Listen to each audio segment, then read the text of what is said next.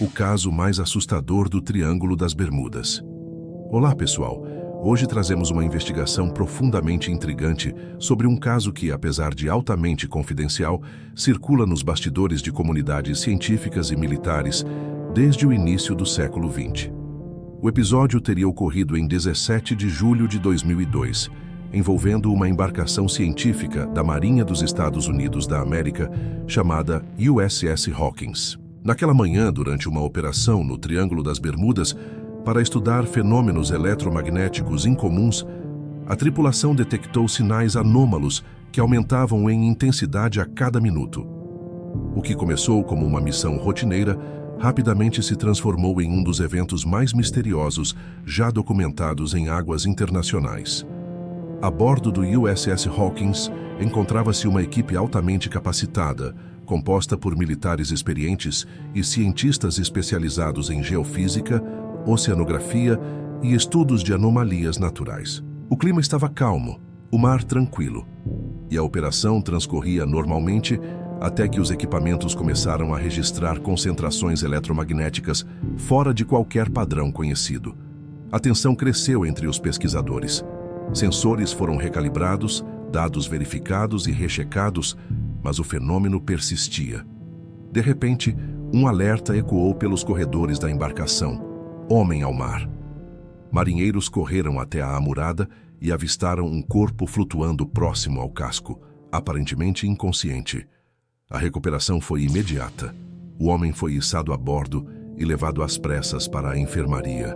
O que mais chamou a atenção dos tripulantes foi seu vestuário incomum. Roupas de lã grossa, um colete abotoado e costuras artesanais. Tudo no estilo do século XIX. As peças estavam surpreendentemente bem preservadas, sem o desgaste que seria esperado em algo com mais de 100 anos de idade. Na enfermaria, o desconhecido apresentava sinais de exaustão, mas nenhum indício de afogamento, hipotermia ou trauma físico. Os médicos a bordo perceberam outros detalhes curiosos. Sua pele tinha textura e aparência diferentes das de um homem moderno, como se jamais tivesse tido contato com vacinas, produtos químicos ou tratamentos médicos contemporâneos. Sua musculatura era robusta, mas lembrava o porte físico de alguém habituado a trabalhos manuais pesados, típico de séculos passados. Para compreender melhor sua origem, a tenente Wilkins, especialista em comunicação e psicologia, foi convocada para entrevistá-lo. Quando recobrou a consciência, o homem se identificou como Fergus Murray, pescador escocês. Sua voz, ainda fraca, carregava um sotaque arcaico, distinto do escocês moderno. Ele contou que havia partido do porto de Edimburgo em junho de 1892, a bordo de sua embarcação chamada Eunamilov. Murray dizia não reconhecer absolutamente nada do mundo em que havia despertado. Falava com naturalidade sobre personalidades da era vitoriana, mas ignorava por completo qualquer evento posterior ao final do século XIX. Ao ser testado, suas descrições sobre os primeiros protótipos de carruagens automotoras correspondiam a registros históricos. Porém, quando confrontado com imagens de aviões ou bombas nucleares, sua reação foi de total espanto, como se estivesse diante de bruxaria.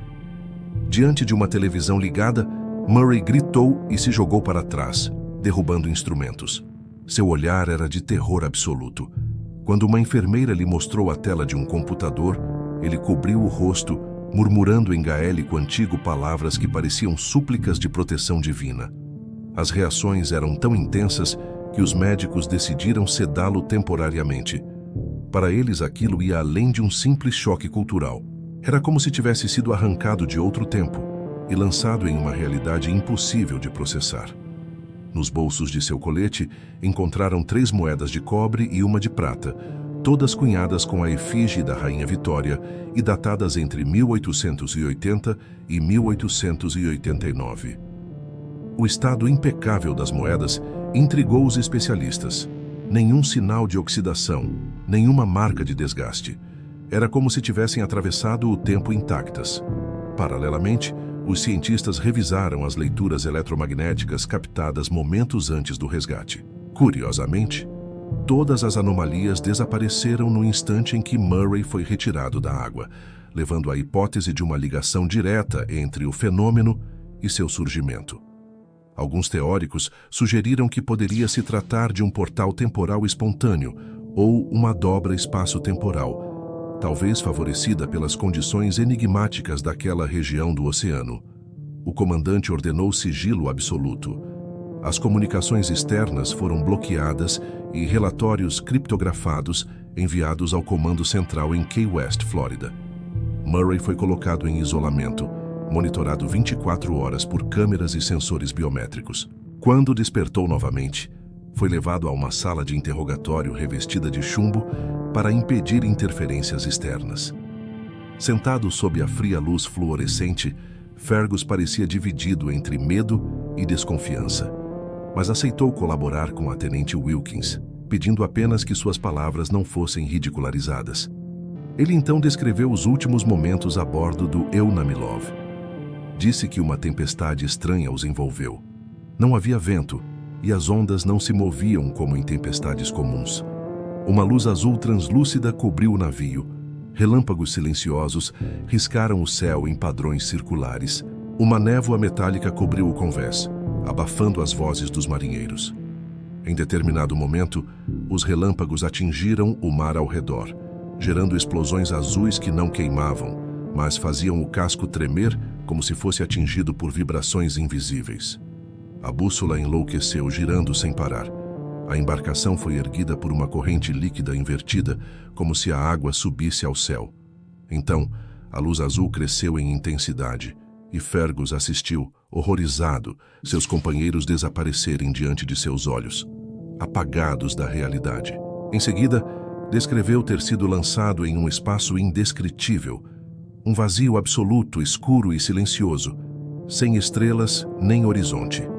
Uma luminosidade difusa, vinda de todos os lados e de lugar nenhum, preenchia o ambiente. Objetos flutuavam ao redor. Cordas, pedaços de madeira e até peixes imóveis, congelados no tempo. Murray não sentia fome nem frio, apenas a estranha impressão de que o tempo havia parado. Um zumbido grave ressoava dentro dele, alterando seus batimentos cardíacos e sua noção de realidade. Sem referência de duração, flutuou nesse limbo até que, de forma brusca, a sensação de queda o arrastou. Ele atravessou uma espécie de membrana líquida e emergiu no mar, em 2002. Atônito, viu o USS Hawkins se aproximar. Confuso, não entendeu como aquele navio podia se mover sem velas. Ao ser resgatado, sentiu um estalo agudo nos ouvidos, como se tivesse cruzado uma barreira invisível. O céu parecia diferente, mais vibrante, mais denso. Durante os dias seguintes, análises médicas revelaram que o corpo de Fergus emitia um campo eletromagnético tênue, mas constante, algo jamais observado antes. Alguns cientistas levantaram a hipótese de que ele estivesse levemente fora de fase com a nossa realidade, o que poderia explicar tanto suas percepções estranhas quanto a conservação de seus objetos pessoais.